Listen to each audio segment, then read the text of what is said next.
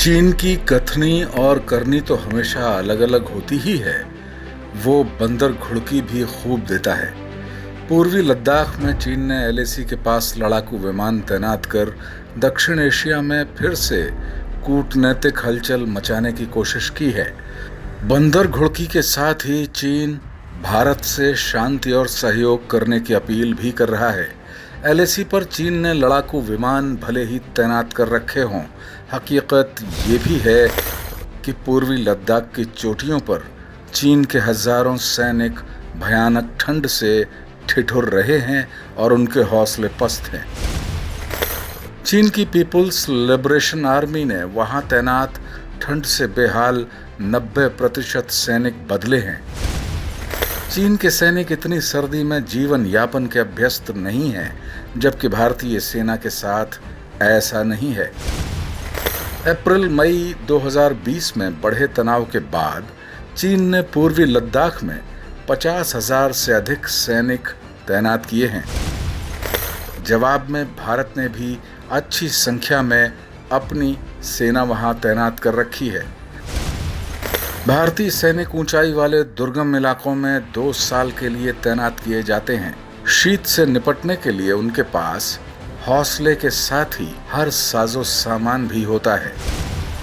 चीन सेना के संख्या बल को लेकर भले ही इतराता हो, लेकिन सच्चाई कुछ और ही है। पिछले दिनों पीपुल्स लिबरेशन आर्मी ने माना था कि उसके 20% सैनिक युद्ध के लिए अनफिट हैं। वर्ष 2017 में चीनी सेना की ही रिपोर्ट में कहा गया था कि 20% चीनी सैनिकों का वजन जरूरत से ज्यादा है। पीएलए ने अपने सैनिकों से ज्यादा वीडियो गेम नहीं खेलने और स्मार्टफोन का इस्तेमाल कम से कम करने के लिए कहा था।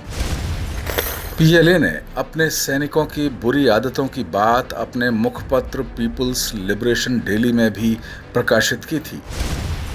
हालत इतनी खराब थी कि एक शहर में तैनात 57% चीन के सैनिक टेस्ट में फेल हो गए। इनमें से 25% सैनिक अत्यधिक शराब पीने की वजह से अनफिट हुए थे।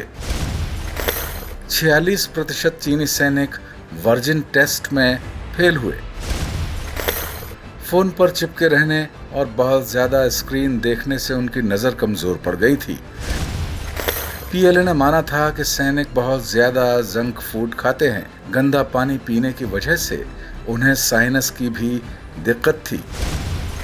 बहुत वर्षों तक अनदेखी और सीमाई इलाकों में बुनियादी ढांचा विकसित नहीं करने की नीति के कारण भारत चीन पर दबाव महसूस करता रहा, लेकिन अब स्थिति 1962 जैसी बिल्कुल नहीं है। चीन भी अच्छी तरह ये बात समझता है।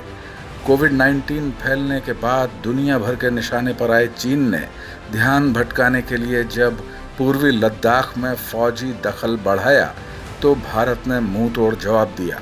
अब ठंड से कांपते चीनी सैनिकों की खबरें आ रही हैं, तब भारतीय फौज के हौसले बुलंदी पर हैं।